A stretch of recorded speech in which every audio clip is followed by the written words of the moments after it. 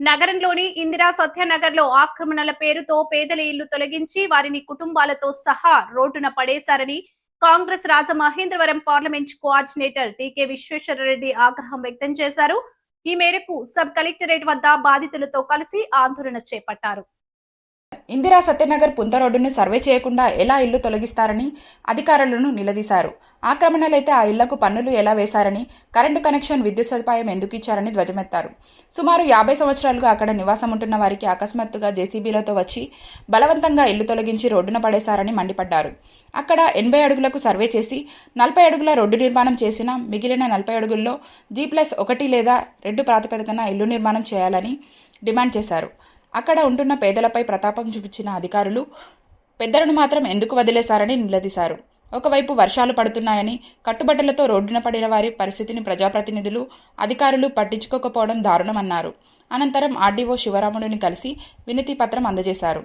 ఆయన చాలా సానుకూలంగా స్పందించారని, ఉన్నతాధికారులతో మాట్లాడి న్యాయం చేసేందుకు ప్రయత్నిస్తానని చెప్పారని టీకే అన్నారు.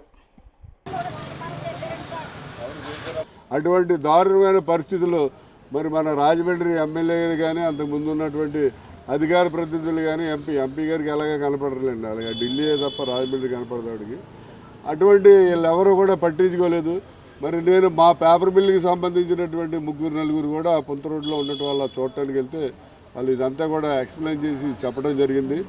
మరి వీళ్ళకి న్యాయం చేయాలని చెప్పి ఈరోజు వీళ్ళందరూ కూడా మన రాజమండ్రి సబ్ కలెక్టర్ ఆఫీస్ దగ్గర ధర్నా చేయడం జరిగింది.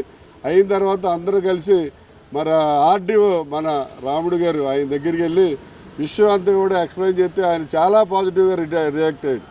ఏంటంటే నేను వెంటనే కలెక్టర్ గారితో మాట్లాడతా, కమిషనర్తో మాట్లాడి సర్వే జరిపించాను. 80 అడుగులు ఫిక్స్ చేసి రోడ్డు మార్కింగ్ అయిన తర్వాత 40 అడుగులు రోడ్డు వేసి 40 అడుగుల్లోనూ కలెక్టర్ గారు ఆదేశానుసారం G+1 కట్టాలా లేకపోతే అక్కడే పట్టాలా అనేది ఆవిడ నిర్ణయం ప్రకారం చేస్తామని చెప్పి చాలా పాజిటివ్గా రియాక్ట్ అయ్యాడు. అంతేకాకుండా ఇది వర్షాకాలం కాబట్టి ఇప్పటివరకు ఏదో చేశారు, ఇక ముందు ఇల్లు ఏమి కూడా పడగొట్టరు అని దానికి నేను కమిషనర్ గారికి చెప్తాను ఇల్లు పడగొట్టద్దని.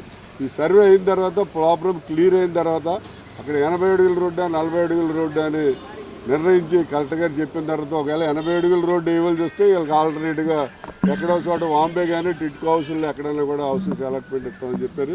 ఒకవేళ అలా కాకపోతే 40 అడుగుల రోడ్డు వేస్తే ఆ 40 అడుగులు మిగిలిన 40 అడుగులు G+1 G+2 ఏదో కట్టి వీళ్ళందరికీ ఇస్తానన్నారు. నిజంగా 40 అడుగులు రోడ్డు వేసి 40 అడుగుల్లో G+1 కడితే ఉన్న ఈ 100 మందికే కాదు ఇంకో 200 మందికి ఇల్లు ఇవ్వచ్చు, అంత ప్లేస్ ఉంది అక్కడ. కాబట్టి ఆర్డీఓ గారు ఈ రకమైనటువంటి నిర్ణయం తీసుకుని వీళ్ళందరికీ కూడా భరోసా ఇచ్చినందుకు వీళ్ళందరి తరఫున ఆర్డీఓ రాముడి గారికి హృదయపూర్వకమైనటువంటి ధన్యవాదాలు తెలియజేస్తాను.